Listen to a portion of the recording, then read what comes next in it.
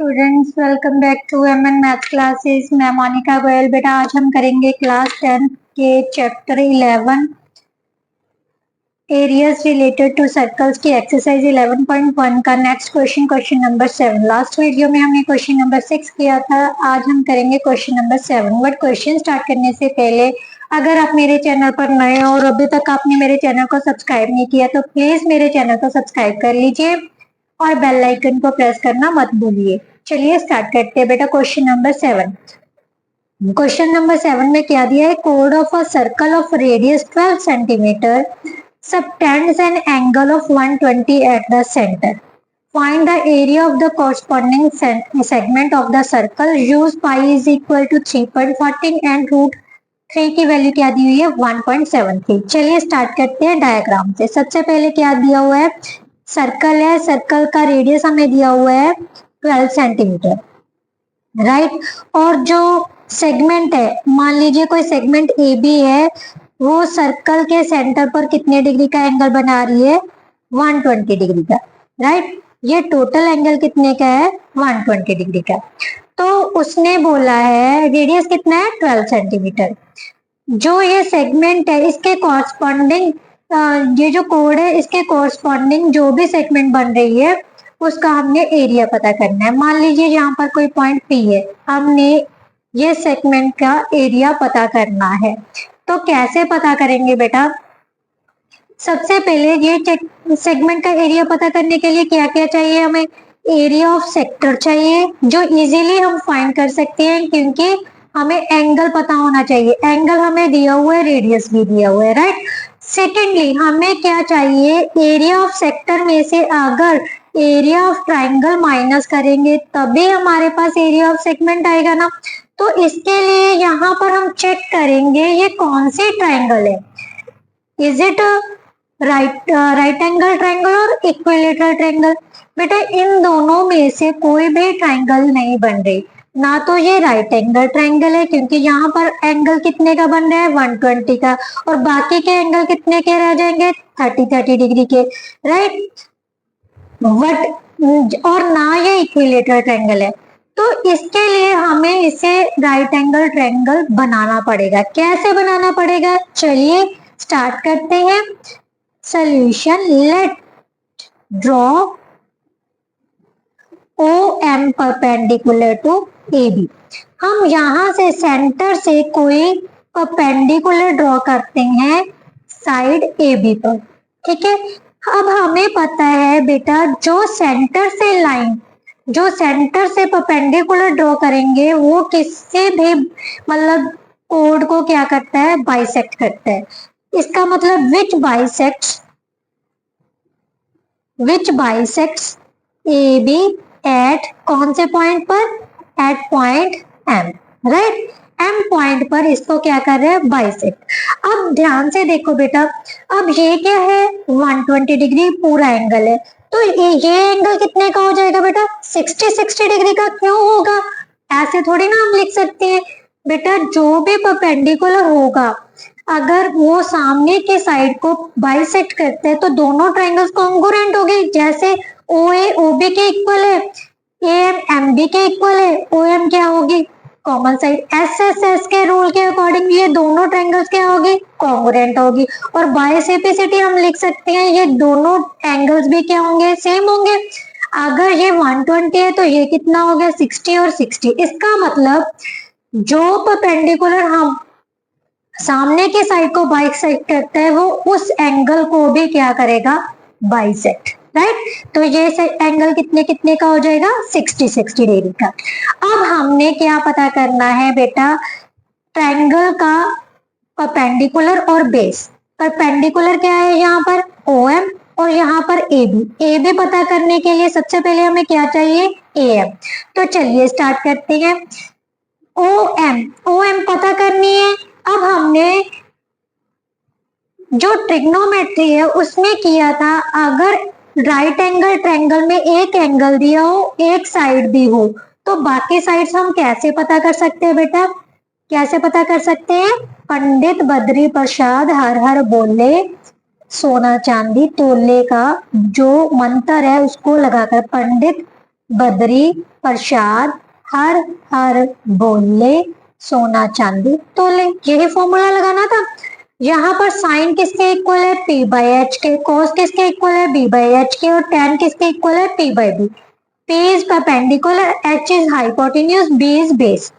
अब देखिए OM upon OA जो पता करनी है उसको ऊपर रखना है, जो गिवन है वो नीचे।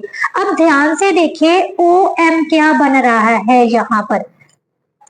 OM क्या बन रहा है बेटा, एंगल के सामने की साइड होती है परपेंडिकुलर और जो एडजेसेंट साइड होती है उसे बोलते हैं बेस। सो ये बेस बन गया, बेस अपॉन हाइपोटेन्यूज, राइट। ये किसके इक्वल है बेटा, कॉस के, तो कॉस 60 डिग्री लगा दिया हमने, राइट। अब जो वैल्यूज गिवन है वो हमने पुट कर देनी है। ओ ए की वैल्यू गिवन है एज वो पुट कर दी, ओ एम को हमने एज इट इज रख लिया। cos 60 की वैल्यू कितनी होती है 1/2, राइट। तो ओ एम की वैल्यू कितनी आ जाएगी बेटा 12 into 1/2 that is equal to 6 centimetre, right. अब हमने पता करनी है M, same M upon O A किसके इक्वल आ जाएगा।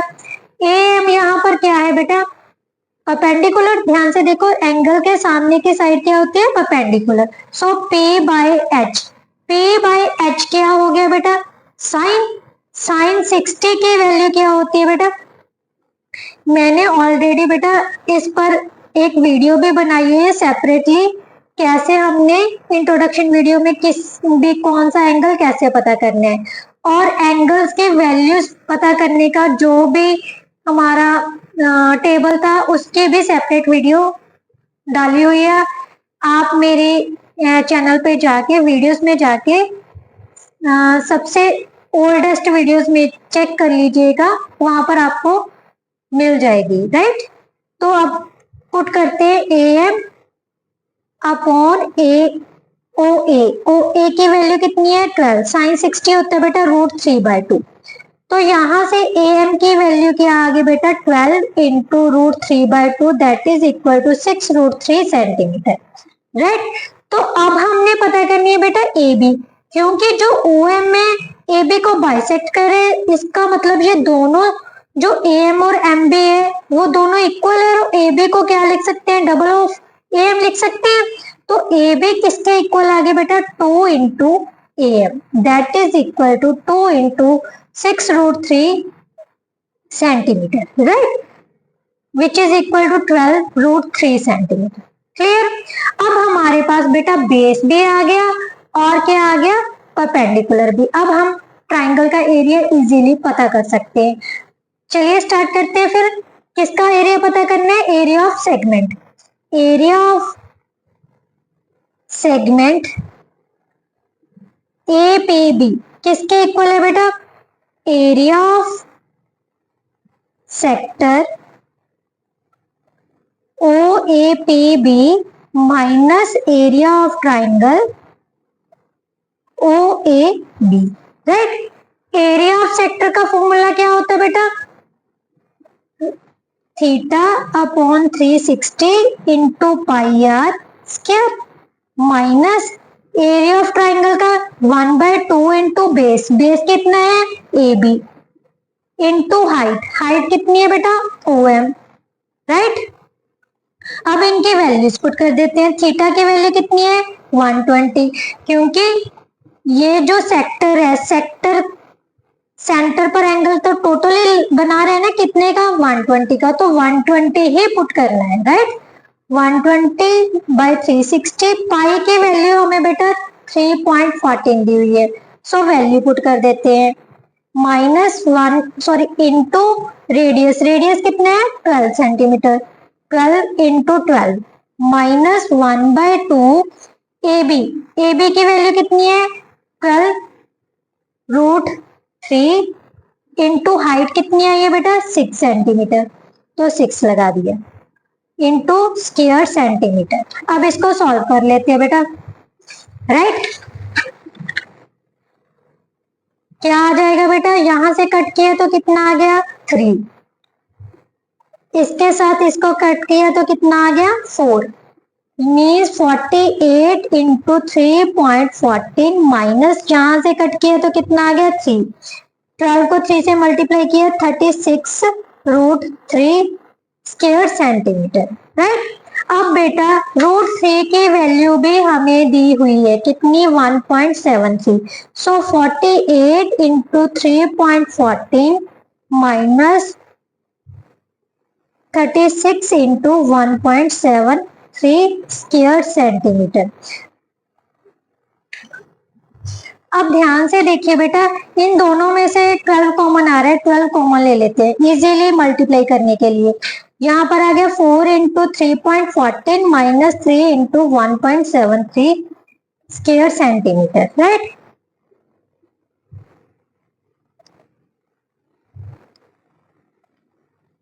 ट्वेल्व इंटू कितना आ गया 12.56 माइनस 5.19 स्क्वायर सेंटीमीटर। अब इनमें से माइनस कर दो बेटा, 12.56 माइनस 5.19, इसको माइनस किया तो कितना आ गया बेटा 7, 4 में से 1 गए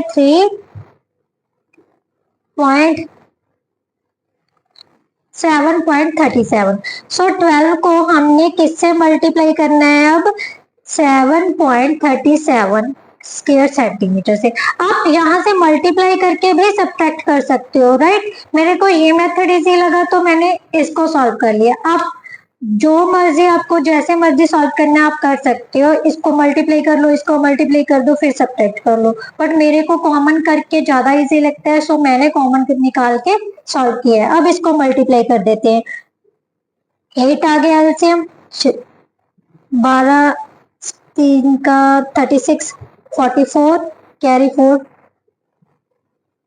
तो हमारे पास कितना आ जाएगा 88.44 स्क्वायर सेंटीमीटर। ये हमारे पास क्या आ गया बेटा area of segment APB, right. क्या आ गया एरिया ऑफ सेगमेंट APB। ये तो हमारा माइनर का है। अगर मेजर का पता करना होगा तो हम क्या करेंगे एरिया ऑफ सर्कल में से क्या निकाल देंगे area of minor segment, right. इसके साथ बेटा जो हमारा क्वेश्चन नंबर 7 है वो कंप्लीट होता है। आई होप तो आपको अच्छे से समझ आ गई होगी। तो प्लीज मेरी वीडियो को लाइक शेयर एंड कमेंट जरूर कीजिए। नेक्स्ट वीडियो में हम नेक्स्ट क्वेश्चन के साथ करेंगे। Thank you so much.